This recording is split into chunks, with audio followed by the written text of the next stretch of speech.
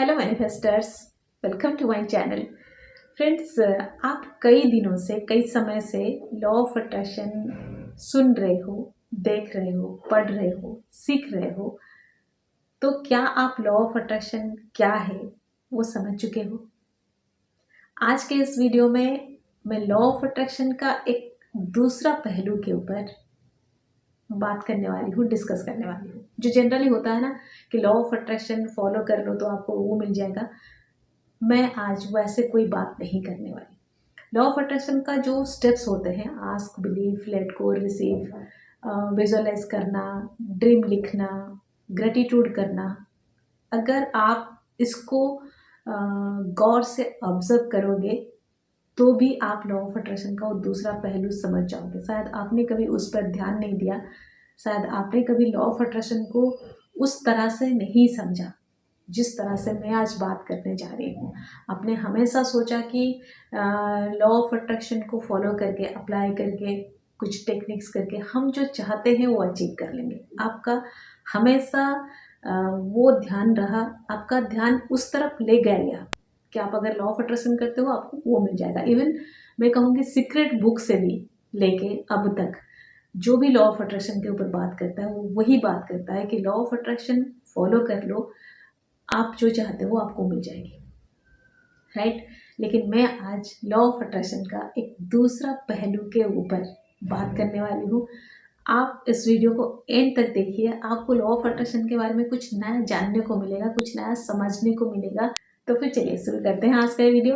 And उससे पहले subscribe कर लेते हैं ये channel. Hello friends, good morning. My name is Renita Patnaik. I am a physical and a mental fitness counselor. I advise, suggest and help people how to step in both physically as well as mentally. And my passion is to live and live a healthy and happy life. तो friends, law of attraction के जो basic steps होते हैं, ask, believe, let go, receive, visualise करना, dream लिखना, grateful होना, मैं बस इतना ही बात करती हूँ, मैं दूसरी तरफ नहीं जाती हूँ। आप अगर सिर्फ इतने चीज़ पे ध्यान दोगे, इतने चीज़ को गौर से ऑब्जर्व करोगे तो आप समझ पाओगे लॉ ऑफ अट्रैक्शन क्या है। तो आपको दिखेगा लॉ ऑफ अट्रैक्शन का वो दूसरा पहलू। ठीक है, देखिए, लॉ ऑफ अट्रैक्शन एक जीने का तरीका है। लॉ ऑफ अट्रैक्शन एक सोचने का तरीका है। कैसे? लॉ ऑफ अट्रैक्शन का पहला स्टेप क्या कहता है? आस्क। आस्क का मतलब है आप जो चाहते हो, आपका जो ड्रीम है, जो डिज़ायर है, आप उसको बोलो, आप उसको मांगो, आप उसको उसके लिए प्रे करो। ठीक है ना? आप जो चाहते हो उसको आपको चाहना चाहिए, वो आपका हक है, आपको करना चाहिए। मतलब आपका एक ड्रीम होना चाहिए, आपका एक डिज़ायर होना चाहिए, आपका एक विश होना चाहिए। ये क्या है? ये है लाइफस्टाइल, ये है जीने का तरीका। आप अगर एक इंसान हो तो आपके पास एक ड्रीम होना चाहिए। एनिमल्स को ड्रीम नहीं आते हैं, एनिमल्स का कोई ड्रीम नहीं होता है। सिर्फ इंसान ही सपना देखता है, इंसान ही अपना सपना सच करना चाहता है। तो आप अगर इंसान हो तो आपके पास एक ड्रीम होना चाहिए, ये जीने का तरीका होना चाहिए, right. Point number 1। Point number 2, believe. आप जो सपना देखते हो, आपने जो देख लिया, आपको जो पसंद आ गया, आपको जो मन किया कि हाँ काश ऐसा हो, आपको बिलीव करना चाहिए, आपको विश्वास रखना चाहिए कि हाँ ये सच भी होगा। अगर ये इस दुनिया में है, एग्जिस्ट करता है, तो मैं एक इंसान हूँ, तो मेरा अगर ये ड्रीम है ये सच जरूर होगा। आपको ये बिलीव करनी चाहिए, राइट। होता क्या है, हम लोग देखते हैं वाह कितना अच्छा घर है, कितना बढ़िया गाड़ी है, कितना सुंदर ड्रेस है, या फिर एग्ज़ाम में रिजल्ट ये अच्छा हो सकता है, लेकिन हम एक कदम पीछे आ जाते हैं कि मैं नहीं अचीव कर सकता, मेरे से नहीं हो सकता, मेरी किस्मत में नहीं है, मैं तो छोटे परिवार से हूँ, वगैरह वगैरह। तो लॉ ऑफ अट्रैक्शन ये कहता है कि आप अगर कुछ ड्रीम बनाते हो, आपका अगर कोई डिज़ायर है, कोई विश है आपके मन में, आप उसको बिलीव करो कि वो आपको ज़रूर मिलेगा। ये एक जीने का तरीका, ये एक सोचने का तरीका है, right. Now number 3, let go. Let go का मतलब है आप जब बिलीव कर लेते हो, आपका एक ड्रीम बन गया कि हाँ ये चाहिए, ये मुझे बनना है, ये मुझे हासिल करना है, जो भी एक ड्रीम आपने बना लिया, आप बिलीव करते हो कि हाँ ये तो होगा ही, ये तो मुझे मिल ही जाएगा। आप उसके बाद लेट गो कर दो। आप अपना काम करो, जो आपका एक्शन होना चाहिए, जो आपका जो पार्ट होना चाहिए, आपको जो करना चाहिए उसके लिए आप वो करो। उसके बाद आप रिलैक्स हो जाओ, उसको लेट गो कर दो, ये सोच के कि मैंने अपना पार्ट किया है, मतलब ये तो होगा ही।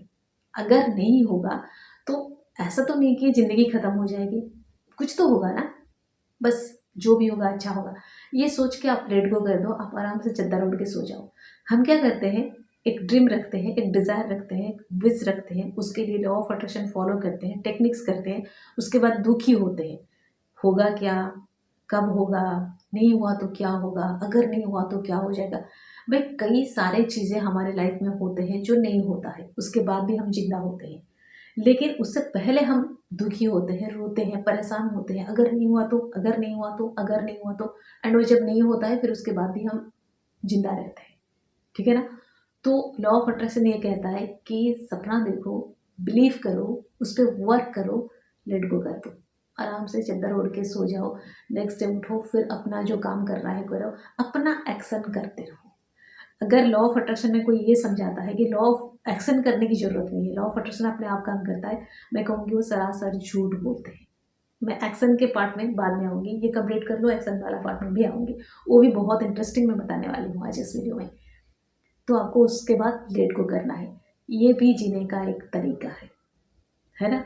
सोचने का एक तरीका है कि मैंने कर लिया है मतलब हो जाएगा, आप आराम से रहो, रिलैक्स रहो, एक जीने का तरीका है।